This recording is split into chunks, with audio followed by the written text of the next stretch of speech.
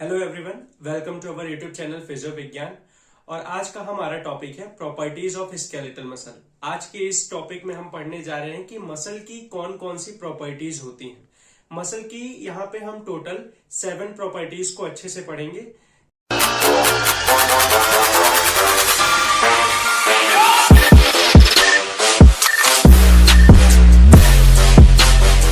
जिसमें कि हमारी पहली प्रॉपर्टी है एक्साइटेबिलिटी। ठीक है, तो एक्साइटेबिलिटी नाम से ही समझ में आ रहा है कि मसल अब कोई ना कोई एक्शन करने जा रही है ना, एक्साइट हो रही है कोई एक्शन करने को, जिसमें कि मसल का क्या एक्शन होता है, कॉन्ट्रैक्शन और रिलैक्सेशन, जो कि हम आगे देखेंगे प्रॉपर्टी में कि ये भी कोई एक्शन होता है कि नहीं। तो मतलब एक्साइट होना कि मतलब कोई मूवमेंट प्रोड्यूस होने जा रहा है, कुछ होने जा रहा है, एक्साइट हो रहा है। वो मसल में क्या है एक्साइटेबिलिटी, वो अब हम अच्छे से समझेंगे। यहां पे है एक्साइटेबिलिटी में, when we contract our hand then it only excite after 1 second. मतलब कह रहा है कि हैंड नहीं, कोई भी मूवमेंट आप जब उसको करने जा रहे होते हैं तो क्या होता है, मसल वहां पे एक्साइट होता है ना, फॉर 1 सेकेंड। फिर उसके बाद 1 सेकेंड के बाद मैक्सिमम एक्साइट होता है। मतलब कि अब अभी जैसे कि ये क्या है, मान लो कि ये यहाँ पे मैं मोशन ये करूंगा तो अभी एक्साइट हुआ, ये थोड़ा सा एक्साइट हुआ, अब मैक्सिमम एक्साइट हुआ ये चीज। ठीक है, और उसके बाद फिर 1 सेकेंड के बाद वो क्या होता है, जब मैक्सिमम एक्साइट होने के बाद वो रिलैक्स हो गया। ठीक है, तो वो यहाँ पे एक्साइटेबिलिटी की कुछ ऐसी स्टेजेस है ना, 4 स्टेजेस है एक्साइटेबिलिटी की, जिसमें कि सबसे पहला क्या होगा, वो एक्साइट करेगा, है ना, स्टार्ट होगा। उसके बाद सेकंड क्या है आपका, मैक्सिमम एक्साइट पे जाएगा जहां पे पूरा मूवमेंट होगा। तीसरा क्या है, अब मूवमेंट पूरा होने के बाद जब वो रिलैक्सेशन स्टेज में जाएगा तो रिलैक्सेशन स्टार्ट होने वाली स्टेज को हम क्या कहेंगे, थर्ड स्टेज। और फिर उसके बाद है अपना क्या, मैक्सिमम रिलैक्सेशन, जब पूरा मूवमेंट फिर से यही हो जाएगा। ठीक है, तो एक्साइटेबिलिटी की 4 स्टेज थी, एक्साइट, मैक्सिमम एक्साइट, रिलैक्सेशन और मैक्सिमम रिलैक्सेशन। अब ये सब हो कैसे रहा है, ठीक है ना, तो यहां पे हम समझेंगे स्टिमुलस, बिकॉज ऑफ। ठीक है, तो अब हम देखेंगे कि स्टिमुलस क्या होता है।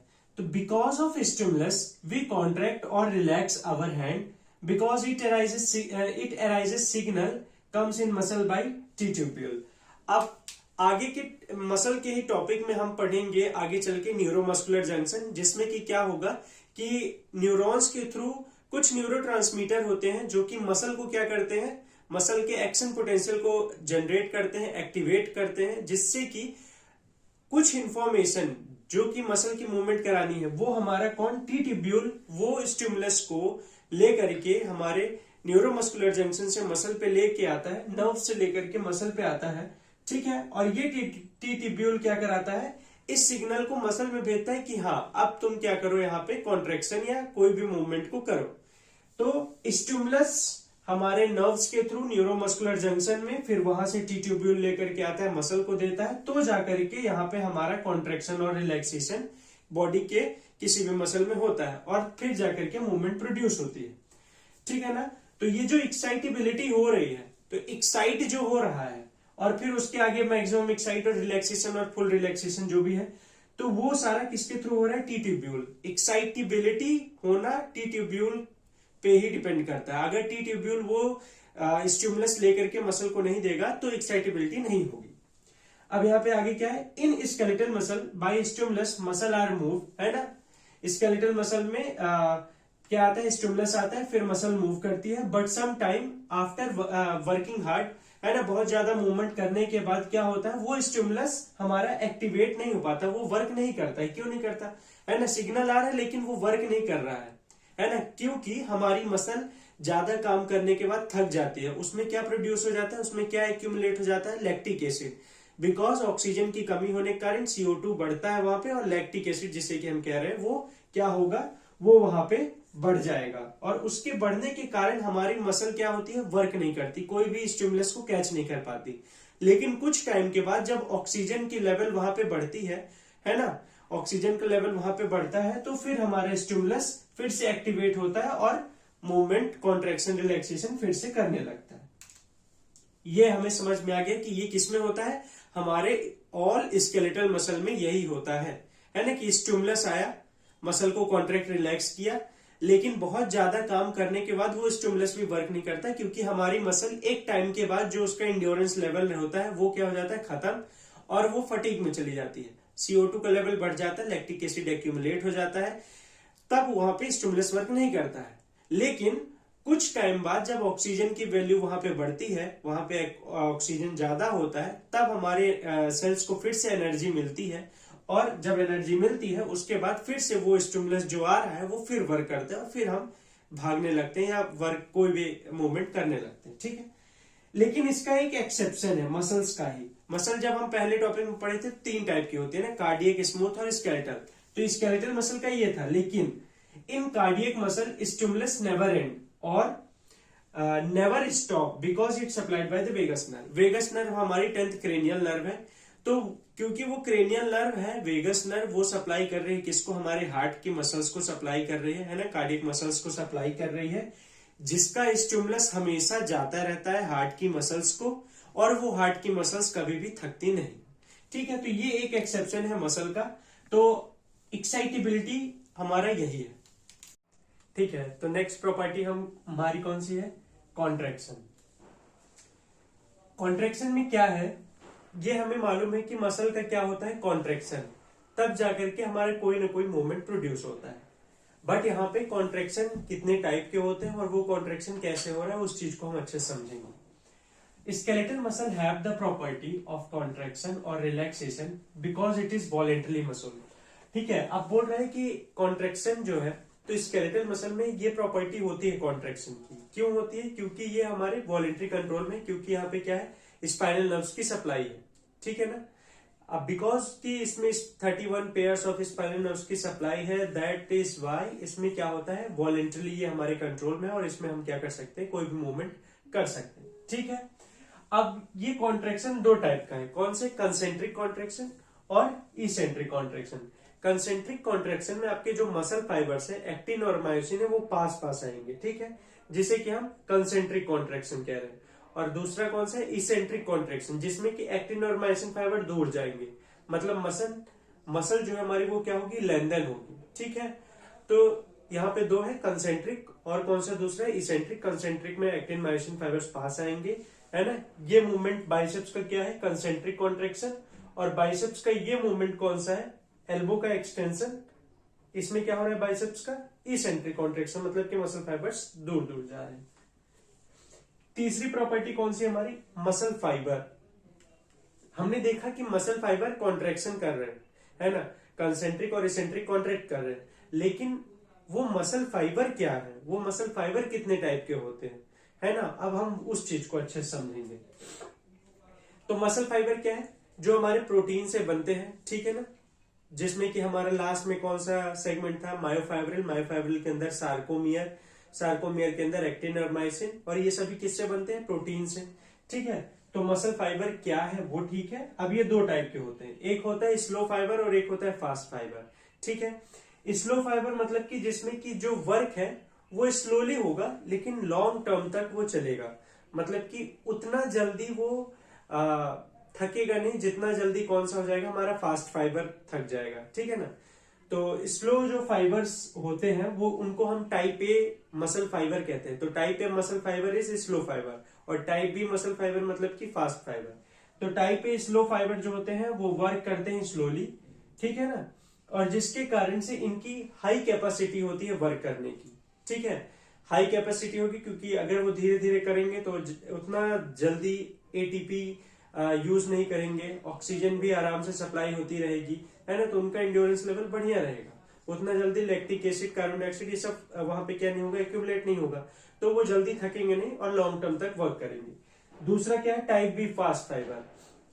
ये क्या करते हैं, ये फास्ट मूवमेंट करते हैं, ठीक है ना, फास्ट होता है, लेकिन इनकी जो वर्क कैपेसिटी है वो क्या रहती है, काफी कम रहती है। ठीक है, तो type A type B fibre हमें समझ में आ गया, लेकिन ऐसा जरूरी नहीं है कि फास्ट फाइबर है तो ही फास्ट और स्लो तो ही स्लो, है ना। ये एक चीज पे और भी डिपेंड करता है कि आपका स्टिमुलस किस तरीके का है ना। ब्रेन से आपका स्टिमुलस स्पाइनल कॉर्ड से होते हुए हमारी पेरिफेरल नर्व से मसल तक वो स्टिमुलस कैसा है। वो अगर स्टिमुलस हाई है तो आपका वर्क क्या होगा, हाई होगा, है ना, फास्ट फाइबर एक्टिवेट होंगे, और अगर स्लो है तो स्लो फाइबर्स एक्टिवेट होंगे, ठीक है ना। तो इस चीज को ध्यान में रखना है। अब एक चीज और है कि हमारे जो हैंड की मसल्स होती हैं, मोस्टली वहां पे कौन से फाइबर्स प्रेजेंट होते हैं, फास्ट फाइबर, क्योंकि वहां पे क्या रहता है, हमें बहुत ही ज्यादा फाइन मूवमेंट्स करने रहते हैं, तो और फास्ट मूवमेंट्स रहते हैं, है ना, जिसको हम ज्यादा से ज्यादा यूज करते हैं पूरे डे में। तो हैंड मसल्स में हमारे मोस्टली कौन से फाइबर होते हैं, फास्ट फाइबर होते हैं, ठीक है। तो नेक्स्ट प्रॉपर्टी हमारी कौन सी है कि डिपेंड ऑन लोड पे कैसे हमारी मसल फाइबर्स जो है वो एक्ट करेंगे, है ना, कि मसल पे लोड कितना पड़ रहा तो वो कैसे वर्क करेंगी। तो डिपेंड ऑन लोड में क्या है, if load of object in muscle is high then muscle fastly get tired, है ना। ऑब्वियस सी बात है, अगर आप ज्यादा मूवमेंट करोगे, जल्दी जल्दी मूवमेंट करोगे, तो ऑब्वियस है कि आपकी मसल जल्दी क्या हो जाएगी, थक जाएगी, जल्दी टायर्ड हो जाएगी, है ना। सेम अगर आप ज्यादा वजन को, मान लो कि कोई दो पर्सन है, एक पर्सन 10 किलो का वेट उठाता है और एक पर्सन कितने का उठा रहा है, 1 किलो का वजन उठा रहा है, तो कौन सबसे पहले थकेगा, 10 केजी वाला, क्योंकि उसमें मसल फाइबर्स को 10 केजी वेट, 10 केजी वेट को उठाने में क्या लगेगी, ज्यादा से ज्यादा एनर्जी लगेगी, है ना। तो एनर्जी का कंजप्शन ज्यादा होगा, एनर्जी खत्म होगी। सेम वही 1 केजी वाले को, और फैक्टर यहाँ पे सेम चीज है कि एक की भी सेम एज, उसकी भी 20 है, सेम मेल वो भी है और मेल वो भी है, ठीक है ना। दोनों के वेट में भी ज्यादा डिफरेंस नहीं है, सभी नॉर्मल ही है दोनों, 60-60 वेट। तो ये वाले बंदे को कितना उठाना है, 10 केजी, और उसको कितना उठाना है, 1 केजी। तो इसकी जो मसल फाइबर्स हैं, जो एनर्जी है 10 केजी वाले की, वो ज्यादा जल्दी यूज होंगी, है ना, ज्यादा जल्दी खत्म होगी, तो वो जल्दी थकेगा। और उसका क्या है, दूसरे वाले पर्सन का 1 केजी उठाएगा तो उसकी कम एनर्जी वहां पे क्या कंजप्शन होगा, तो वो जल्दी नहीं थकेगा, वो और ज्यादा रेप्स कर सकता है, ठीक है। तो डिपेंड करता है लोड पे कि लोड कितना ज्यादा है, उस हिसाब से हमारी मसल भी क्या होगी, टायर्ड होगी। अगर ज्यादा लोड है तो मसल जल्दी टायर्ड होगी, कम लोड है तो मसल धीरे धीरे टायर्ड होगी। अगला हमारा टॉपिक क्या है, अगला प्रॉपर्टी क्या है, बाय टेम्परेचर, है ना। टेम्परेचर पे भी डिपेंड करता है कि हमारी मसल फाइबर कैसे वर्क करेगी। अगर समर का टाइम है, गर्मी का टाइम है, तो गर्मी के मौसम में क्या रहता है कि सन जो रहता है काफी ज्यादा रहता है ना, तो उससे टेम्परेचर ज्यादा रहेगा, तो हमारे ब्लड जो है, जो कि हमारे मसल्स में भी जा रहे हैं, न्यूट्रिशन पहुंचा रहे हैं, है ना, तो ब्लड की जो विस्कोसिटी होगी वो क्या हो जाएगी, लो रहेगी, ठीक है। ब्लड की विस्कोसिटी अगर लो रहेगी तो ब्लड ज्यादा अच्छे से क्या करेगा, हमारे पूरे बॉडी में, हमारे पूरे मसल्स में न्यूट्रिशन रस करेगा, है ना, पहुंचाएगा, तो एटीपी अच्छे से पहुंचेगी। तो समर के टाइम पे हम अच्छे से वर्क कर सकते हैं, लेकिन वही विंटर के टाइम पे क्या होगा कि बिकॉज विंटर के कारण क्या होगा, कोल्ड टेम्परेचर ज्यादा होगा, तो उससे विस्कोसिटी जो ब्लड की है वो क्या हो जाएगी, काफी ज्यादा हाई हो जाएगी। तो ब्लड जो है वो इजिली मूव आर्टरीज में और वेन्स में हमारे प्रॉपरली नहीं करेगा, जो कि मसल्स को सप्लाई कर रहे हैं, तो उतनी अच्छी तरीके से नरिशमेंट, एटीपी अच्छे से नहीं पहुंचेगा, जिसके कारण से मूवमेंट भी उतना अच्छा नहीं होगा जितना कि समर में होता है, ठीक है। तो ये हमारा टॉपिक पॉइंट क्या था, बाय टेम्परेचर। अगला पॉइंट क्या है, मसल टोन, ठीक है। अब मसल टोन क्या है, muscle tone is the continuous and passive partial contraction of the muscle, ठीक है ना। मतलब कि मसल टोन क्या है कि हमारे बॉडी में जितनी भी स्केलेटल मसल है उसमें एक कंटिन्यूअस टोन बनी हुई है, जो कि हमारे बॉडी को एक पोस्चर में मेंटेन, मतलब कि अगर रेस्टिंग पोजीशन में आप बैठे हो, लेटे हुए हो या खड़े हुए भी हो, तो आप कैसे हो, बिकॉज ऑफ की टोन, है ना, बिकॉज ऑफ टोन के कारण जो एक कंटिन्यूअस टोन हमारी मसल्स, स्केलेटल मसल में पड़ रहा है, उस टोन के कारण आप प्रॉपरली, आपका पोस्चर क्या है, बैलेंस्ड है। अगर ये टोन ज्यादा या कम होता है तो आपका जो पोस्चर है वो बिगड़ेगा, ठीक है। तो एक कंटिन्यूअस टोन हमारे स्केलेटल मसल पे पड़ रहा है, जिसके कारण से हमारा जो पोस्चर है वो बैलेंस्ड रहता है।